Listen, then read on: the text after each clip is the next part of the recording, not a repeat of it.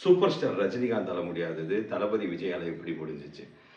20 வருஷமா நான் வரப்போறேன், வந்துட்டுருக்கேன்னு சொல்லிட்டு இருந்த சூப்பர் ஸ்டாரே நான் வரலன்னு சொன்ன ஒரு விஷயத்த தளபதி விஜய் இன்னைக்கு அனௌன்ஸ் பண்ணிட்டாரு. தமிழக வெற்றி கழகம். அந்த தமிழக வெற்றி கழகம் அவர் அனௌன்ஸ் பண்ணது கூட பெரிய விஷயம் இல்ல. அதுல அவர் கொடுத்த அந்த ஸ்டேட்மெண்ட் 3 பேஜுக்கு ஸ்டேட்மெண்ட் கொடுத்திருக்காரு. அந்த ஸ்டேட்மெண்ட் தான் இந்த வீடியோல பார்க்க போறோம்.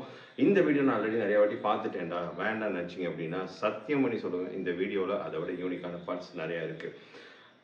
தளபதி விஜயோடைய டார்கெட் வந்து தமிழ்நாடா இந்தியாவான்னு பார்த்தா அவர் வைக்கிற டார்கெட் தமிழ்நாடு. அதுக்காக தான் அவர் நிறைய உள்ள ட்விஸ்ட் வச்சிருக்காரு. தளபதியோடைய மூவிஸ் வரும்போது நம்ம டீசர்ஸ் எல்லாம் இது மார்க் பண்ணோம், அது மார்க் பண்ணோம், அது மார்க் பண்ணோம், இது மார்க் பண்ணணும் சொல்லி நிறைய நம்ம கோட்ஸ் எடுப்போம் இல்லையா? அதே மாதிரி இதுல என்ன பண்ணியிருக்காங்கன்னா தமிழக வெற்றி கழகம். அப்போ அவருடைய டார்கெட் தமிழ்நாடு, இந்தியா கிடையாது. ஸோ தமிழக மக்கள் அதுல ஒரு இன்னொரு முக்கியமான விஷயம் சொல்லியிருக்காரு. என்ன அப்படின்னா, என்னுடைய அம்மா அப்பா தவிர எனக்கு இந்த பேரும் புகழும் வாங்கி கொடுத்த தமிழக மக்களுக்கு நான் ஏதாவது பண்ணணும் அப்படின்னு ஒரு பாயிண்ட் கொடுத்துருக்காரு. அண்ட் இன்னொன்று சொல்லியிருக்காரு, டைரக்டாக சொல்லாமல் இன்டைரக்டாக இந்தியாவுடைய மேஜர் தமிழ்நாடு அண்ட் இந்தியாவுடைய மேஜர் பொலிட்டிக்கல் பார்ட்டிஸை டார்கெட் பண்ணியிருக்காரு. நம்பர் 1 கரப்ஷன் அதிகமாக இருக்குது. நம்பர் 2 பிரிவினைவாதம் அதிகமாக இருக்குது. என்னுடைய பொலிட்டிக்கல் பார்ட்டி ஜாதி மத பிரிவு இல்லாமல் ஒரு சோஷியல் ஆக்டிவிட்டீஸாக நான் கொண்டு போகணும். அண்ட் ஆல்சோ இதை நான் சும்மா ஆரம்பிக்கல, இதுக்காக நான் நிறைய சீனியர்ஸ் கிட்ட டிஸ்கஷன் பண்ணி ஒரு எக்ஸ்பீரியன்ஸ் வாங்கிட்டு தான் நான் இதை ஆரம்பிக்கிறேன் அப்படின்னு சொல்லியிருக்காரு. அண்ட் 2024 பார்லிமெண்ட் எலெக்ஷனில் நான் காம்படிட் பண்ண போகிறது கிடையாது, 2026 தான் என்னுடைய டார்கெட் அப்படின்னு சொல்லியிருக்காரு.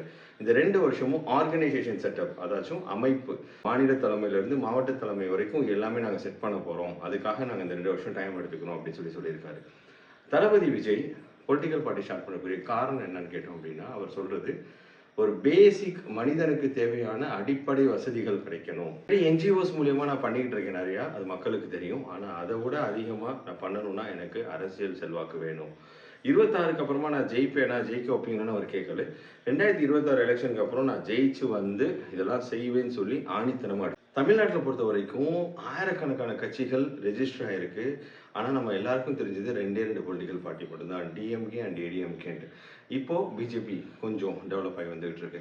ஆனால் இந்த மாதிரி டயத்தில் டிவிகே தமிழக வெற்றி கழகம்னு சொல்லி கொண்டு வந்து தளபதி விஜய் ஆரம்பிச்சிருக்காரு. இந்த பொலிட்டிக்கல் பார்ட்டி சக்ஸஸ் ஆகுமா ஆகாதா அப்படின்றத நம்ம வெயிட் பண்ணி தான் பார்க்கணும். சரி, மக்களை பொறுத்த வரைக்கும் ஆக்டர்ஸை தனியாக பார்ப்பாங்க, பொலிட்டிக்கல் பார்ட்டிஸை தனியாக பார்ப்பாங்க. நம்ம தமிழ்நாடு மக்களை பொறுத்த வரைக்கும் அவங்க வந்து என்னதான் சினிமா பைத்தியங்களாக இருந்தாலும் நம்ம எல்லாருமே சினிமா அப்படின்னா ஒரு கிரேஸ். ஆனால் அது எல்லாத்தையும் மீறி நம்ம அவங்களுடைய சித்தாந்தங்கள் என்ன இருக்குது, இவங்க வந்தாங்கன்னா நம்மளுடைய நெக்ஸ்ட் ஜென்ரேஷனுக்கு என்ன யூஸ் ஆகுன்றதை கண்டிப்பாக பார்ப்பாங்க. அண்ட் இன்னொரு விஷயம் என்ன சொல்லியிருக்காருன்னா தளபதி விஜய், நான் 69th மூவியோடைய என்னுடைய சினிமா லைஃப்பை நான் ரிசைன் பண்ணுறேன், பாபாய் டாட்டா அப்படின்னு சொல்லி சினிமாவுக்கு நான் டாட்டா சொல்லிட்டு வர போகிறேன்னு சொல்லியிருக்காரு. இதை நம்ம தமிழ்நாடு மக்கள் ஏற்றுப்பாங்களா? ஏன்னா அவரை ஒரு ஸ்க்ரீனில் ஒரு மாதம் பார்த்த ஒருத்தவங்க ஸ்டேஜில் ஸ்பீச் பண்ணும்போது கேட்பாங்களா? கேட்குறத ஏற்றுப்பாங்களா? சிம்பிளாக சொல்ல போனோம் அப்படின்னா, இன்னைக்கு நம்மளுடைய சீனியர்ஸ், ஃபார் எக்ஸாம்பிள் 40 வயசுலேருந்து 60 வயசு வரைக்கும் உள்ளவங்க உலகநாயகன் கமல்ஹாசனுடைய ஃபேன்ஸாக இருந்தவங்க, அவங்க உலகநாயகனை எங்கேயும் உட்கார வைக்கல, இது வரைக்குமே உட்கார வைக்கல. ஏன்னா மக்களுக்கு தெரியும் யாரை எங்கே உட்கார வைக்கணும் அப்படின்ட்டு. இப்போ அவருடைய அந்த 40லேருந்து 60 வயசுக்கு கீழே இருக்கிற அந்த பசங்களுடைய கூட்டத்தை ஃபுல் அண்ட் ஃபுல் ஆக்குப்பை பண்ணி வச்சிருக்கிறது தான் தளபதி விஜய்.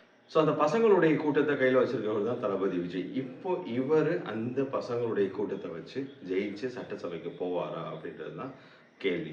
இதை பற்றின கமெண்ட் நீங்கள் சொல்லுங்கள் கீழே. அவர் போவாரா போக மாட்டாரா அப்படின்னு. தளபதி விஜய் போகட்டும், இல்லை உலகநாயகன் போகட்டும், இல்லை வந்து இப்போ ஆட்சி நடக்கிற டிஎம்கேவாக இருக்கட்டும், இல்லை ஏடிஎம்கேவாக இருக்கட்டும், யார் வந்தாலும் மக்கள் நம்ம எதிர்பார்க்குறது என்ன அப்படின்னா, உங்களுக்குரிய வேலையை நீங்கள் செஞ்சால் போதும் அப்படின்னு தான். அதாச்சும் ஒரு ஒரு பொலிட்டிக்கல் பார்ட்டியை பொறுத்த வரைக்கும் அவங்க நாங்கள் இந்த நலத்திட்டங்கள் பண்ணோம், அந்த நலத்திட்டங்கள் பண்ணோம், நாங்கள் இதெல்லாம் பண்ணியிருக்கோம், எலெக்ஷனுக்கு வரும்போது சொல்லி காட்டுவாங்க. நம்ம தமிழ்நாடு மக்கள் ரொம்ப வருஷம் உள்ளவங்க. என்ன அப்படின்னா, ஒருத்தவங்க செஞ்சதை சொல்லி காட்டினாலே நம்ம கேட்க மாட்டோம், என்ன செஞ்சதை சொல்லி காட்டுற அப்படின்ட்டு. இவங்க செய்கிறதெல்லாம் நலத்திட்டங்கள்னு செய்கிறாங்க. பட் அது நலத்திட்டங்களானா கிடையாது. நம்ம கிட்ட இருந்து வாங்குற காசுல நமக்கு தேவையான விஷயங்களை செஞ்சு தரது அவங்களுடைய டியூட்டி. இப்போ எப்படி வந்து ஒரு டீச்சர் ஸ்கூலுக்கு போனால் கிளாஸ் எடுக்கணுன்றது ஒரு மேண்டட்ரி கடமையும், அது மாதிரி அவங்க இது பண்ணணுன்றது மேண்டட்ரி. ஸோ மக்களாகிய நம்ம கிட்ட யாராச்சும் வந்து நான் இதெல்லாம் பண்ணி கொடுத்துருக்கேன் எனக்கு ஓட்டு போடுங்கன்னு சொன்னால் அது உன்னுடைய கடமைடா, கொடுத்துருக்கேன் எனக்கு ஓட்டு போடுங்கன்னு வந்து சொன்னாங்க அப்படின்னா அவங்கள்ட்ட சொல்லுங்கள், அதெல்லாம் உன்னுடைய டியூட்டிடா காலையிலேருந்து நைட் வரைக்கும். அதை நீ என்னமோ தானம் தர்மம் செஞ்ச மாதிரி சொல்லாதான்னு சொல்லி திரும்ப சொல்லுங்கள். எலெக்ஷன் நெருங்கிட்டு இருக்கு, இன்னும் அதிகமான மேஜிக்ஸ் எல்லாம் நடக்கும். கெட்டவங்களாம் நல்லவங்களாம் மாறுவாங்க. முஸ்லீமுடைய சர்ச், முஸ்லீமுடைய மாஸ்க்குக்கு போகாதவங்க முஸ்லீமுடைய பள்ளிவாசலுக்கு போவாங்க, சர்ச்சுக்கு போகாதவங்க சர்ச்சுக்கு போவாங்க, மக்களை பார்க்காதவங்க மக்கள் வந்து பார்ப்பாங்க, காசே தராமல் இருந்தவங்க ரோடு போடுவாங்க, ரோடு இல்லாத ஏரியாவுக்கு ரோடு போடுவாங்க. இதெல்லாம் பார்த்து மக்களே தயவு செஞ்சு ஏமாந்துடாதீங்க. யோசிச்சு டிசைட் பண்ணுங்க யார் நம்மளை ஆளணும் அப்படின்ட்டு. அதிகார ஆடையை நீ அணிய மறுத்தால் அடிமை என்னும் ஆடையை அணிவிக்கப்படுவாய். தயவு செஞ்சு யோசிச்சு முடிவெடுங்க. நம்மளுடைய தளபதி விஜயை வெல்கம் பண்ணுவோம் இந்த பொலிட்டிக்கல் இண்டஸ்ட்ரிக்குள்ளே. வரட்டும், நல்லபடியாக மக்களுக்கு சேவை பண்ணட்டும். சேவை பண்ணான்னா நிற்பார், இல்லைன்னா நம்ம தமிழ்நாடு மக்கள் ரொம்ப ஸ்மார்ட், அவங்க சினிமா மாதிரி கிளாப் பண்ணிட்டு போகவும் வாய்ப்பு இருக்குது. All the very best. Much love. God plus.